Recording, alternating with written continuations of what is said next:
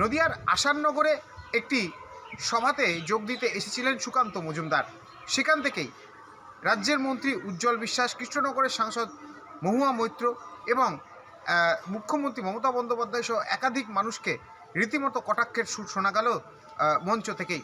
শুধু তাই নয়, বেলেডাঙ্গা প্রসঙ্গ এবং তার সঙ্গে সঙ্গে এই যে উন্নয়নের পাঁচালী যেটা তৃণমূল কংগ্রেস প্রচার করছে, তারও পাল্টা এবার দুর্নীতির পাঁচালী পড়ে শোনালেন, রীতিমতো গেয়ে শোনালেন সুকান্ত মজুমদার, এবং এই মঞ্চ থেকেই রাজ্যের শাসক দলকে তীব্র কটাক্ষ করেছেন তিনি। সবার এই যে সংকল্প সভা, এই সংকল্প সভায় আজকে আমরা সকলে এখানে উপস্থিত হয়েছি।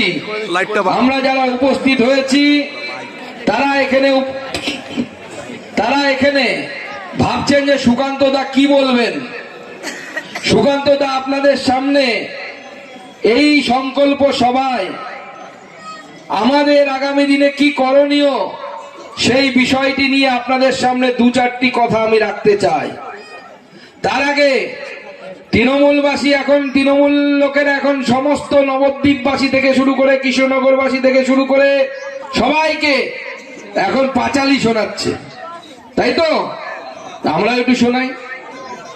শোনো শোনো কৃষ্ণনগরবাসী, শোনো দিয়া মন, তৃণমূলের চুরির কথা করিব বর্ণন। কি চলবে? শোনো শোনো কৃষ্ণনগরবাসী, শোনো দিয়া মন, তৃণমূলের চুরির কথা করিব বর্ণন।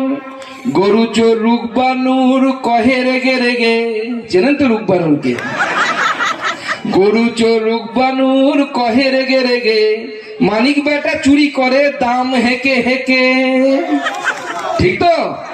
সে বেটা জেলে গেছিল, আমি তো শুনে আজকে অবাক হয়ে গেলাম। জেল থেকে বেরিয়ে আসার পরে নাকি চুরি সারেনি, এখন নাকি বিএড কলেজগুলো থেকে বছরে 5 লক্ষ টাকা করে নাকি নিচ্ছে, বিএড কলেজ আর ডিএড কলেজগুলো থেকে।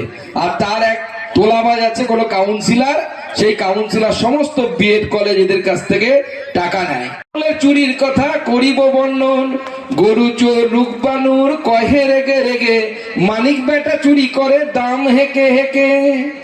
মহুয়া দেবীর 4%-এ পেট নাহি ভরে, মহুয়া দেবীর 4%-এ, ও 4%-এর কথা বলে তো 4% নেবে, 4%-এ পেট নেহি ভরে, সেই দুঃখে উজ্জ্বলকে গালাগাল করে।